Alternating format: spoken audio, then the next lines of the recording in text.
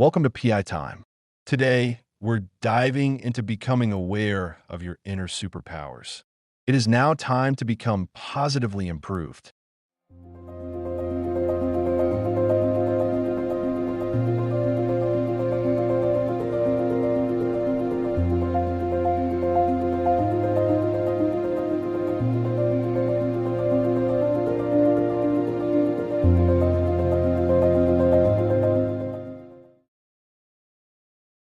Becoming aware of your inner superpowers is not about becoming someone new.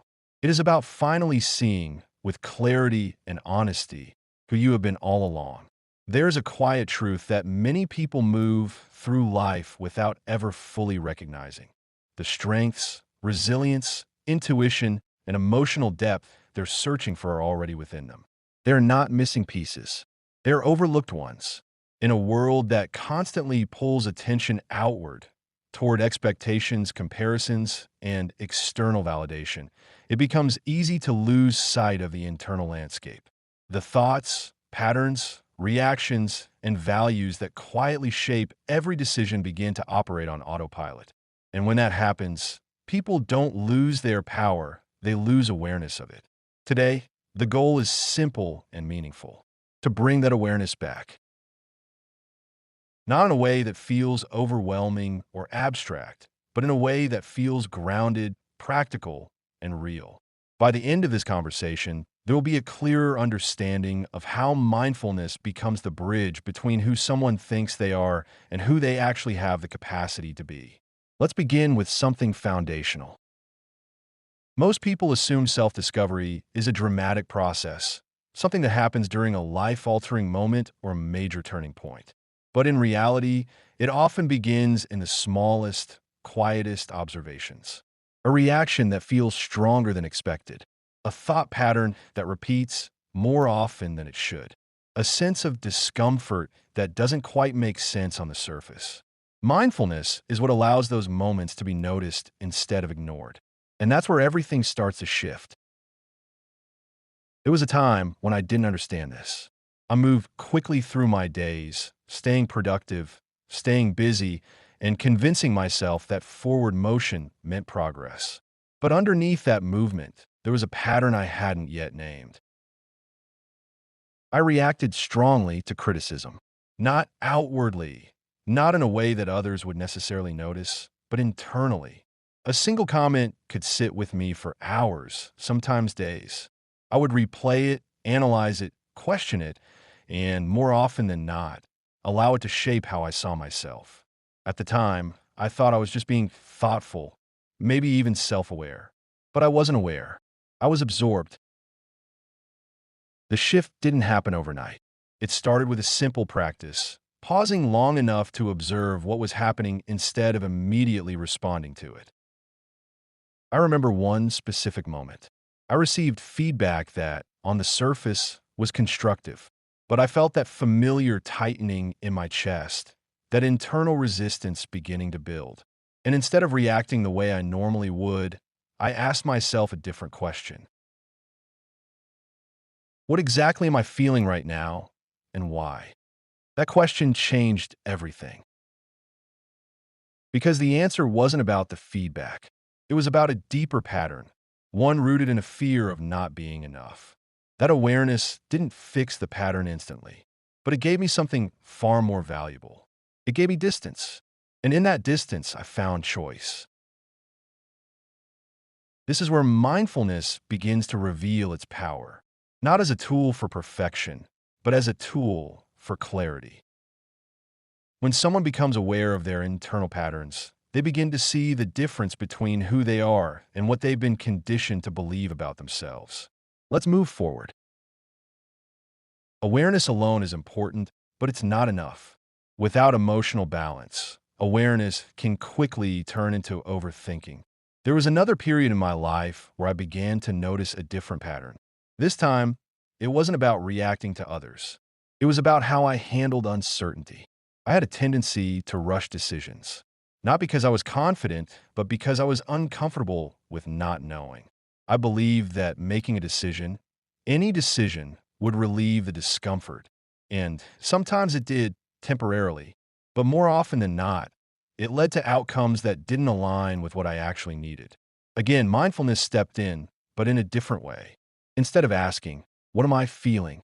I began asking, "Can I sit with this feeling without trying to escape it?" That question was harder because sitting with uncertainty requires a level of internal steadiness that doesn't come naturally. It has to be built. I started small. When I felt the urge to rush, I would pause. Not for hours, not for days, just for a few moments. Long enough to breathe. Long enough to recognize that discomfort doesn't require immediate action. Over time, something shifted. The urgency began to soften. The pressure began to ease. And decisions started to come from a place of clarity instead of avoidance. This is what emotional grounding looks like in practice. It's not about eliminating discomfort. It's about developing the capacity to remain steady within it. And when that happens, a new layer of self-discovery begins to unfold. Because now, instead of reacting to life, there is space to understand it. Let's take this a step further. As awareness deepens and emotional balance strengthens, perspective begins to change. There was a time when I viewed setbacks as proof that I was off track. If something didn't work out, I assumed I had made the wrong choice. If progress slowed down, I questioned whether I was capable of moving forward at all. That perspective created a cycle. I would start something with energy and focus. Encounter resistance. Interpret that resistance as failure. And then either withdraw or push harder in a way that wasn't sustainable. Mindfulness disrupted that cycle in an unexpected way. Instead of labeling experiences as good or bad, I started observing them as information. A setback wasn't a judgment. It was feedback. A delay wasn't a failure. It was an invitation to reassess. This shift didn't happen all at once. It came through repeated moments of catching myself in old interpretations and choosing to look again. I remember working towards something that mattered deeply to me, only to face multiple obstacles in a short period of time. My initial reaction was frustration, followed by doubt. But instead of immediately acting on those emotions, I paused. And I asked, what is this experience trying to show me that I haven't seen yet? The answer wasn't comfortable. It revealed gaps in my approach, areas where I needed to grow, and habits that were no longer serving me. But it also revealed something else. It showed me that I was capable of adapting. That realization became a turning point because it shifted my focus from outcome to growth. And that is where real confidence begins to develop. Not from always succeeding, but from understanding that challenges are not the end of the path. They are part of how the path is built. Now, let's bring this into a deeper layer. There are parts of every individual that become depleted over time. Energy, self-trust, creativity, even a sense of identity. These things don't disappear suddenly. They fade gradually, often without being noticed. For me, that depletion showed up in the form of disconnection. I was moving through responsibilities, meeting expectations, staying consistent on the surface, but internally, something felt distant. I couldn't clearly identify what I wanted. I struggled to connect with what genuinely mattered to me, and I began to rely more on external structure than internal guidance. Mindfulness, in this phase, became less about observation and more about reconnection. I started asking different questions. What actually brings me a sense of meaning? What feels aligned, not just productive? When do I feel most like myself? At first, the answers weren't clear. That's something people don't talk about enough. When someone has been disconnected for a while, clarity doesn't immediately return. It has to be rebuilt. So I paid attention to small signals. Moments of genuine interest, a sense of ease in certain environments, conversations that felt energizing instead of draining. And slowly, those signals began to form a pattern. I realized that I had been prioritizing efficiency over authenticity. I was doing what worked, but not necessarily what aligned. That awareness led to a series of small but meaningful changes. Adjusting how I spent my time, reevaluating certain commitments, creating space for things that felt purposeful, even if they weren't immediately productive. And with those changes, something returned. A sense of ownership, a sense of direction, a sense of self. This is one of the most powerful outcomes of mindfulness. It doesn't just help people understand themselves. It helps them reclaim parts of themselves that were unintentionally set aside. Now, let's bring everything together.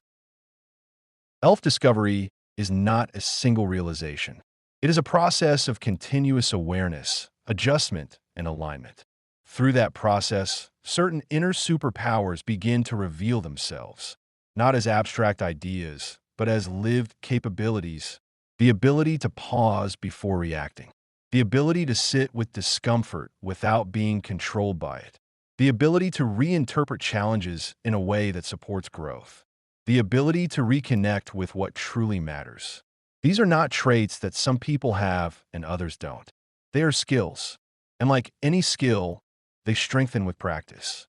So the question becomes, how does someone begin to apply this in a real, practical way? Let's close with that. First, create intentional moments of awareness. This doesn't require hours of meditation or complete lifestyle changes. It starts with brief check-ins throughout the day, pausing to ask, what am I thinking right now? What am I feeling? What is influencing this reaction? These questions bring attention inward, which is where self-discovery begins. Second, develop the habit of non-immediate response. Not every thought needs to be acted on. Not every feeling requires a decision. Building a small gap between experience and action creates space for clarity. And in that space, better choices are made. Third, reframe challenges as information. When something doesn't go as planned, resist the instinct to label it as failure. Instead, ask, what can this teach me? What adjustment is being revealed here? This keeps progress moving forward, even when outcomes are not ideal. Fourth, reconnect with alignment. Pay attention to what brings a sense of meaning, not just what produces results. Notice where energy feels natural versus forced, and begin making small shifts toward what feels authentic.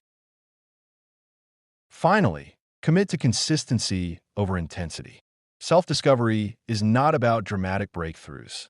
It is about steady awareness, small observations, small adjustments, repeated over time. That is what creates lasting change. And that is where inner superpowers are not just discovered, but fully realized. Because in the end, the most powerful transformation is not becoming someone else. It is becoming fully aware of who you already are and choosing with clarity and intention how that person shows up in the world.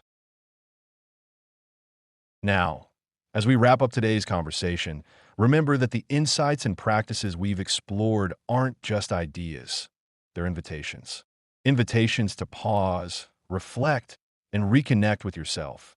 Let's carry that intention forward together. On behalf of myself, Faith Harmony, and the Positively Improved team, thank you for being here. Make it a daily practice to pause, reflect, and reconnect with yourself. Carry this energy with you, and we'll continue the journey together next week. Namaste.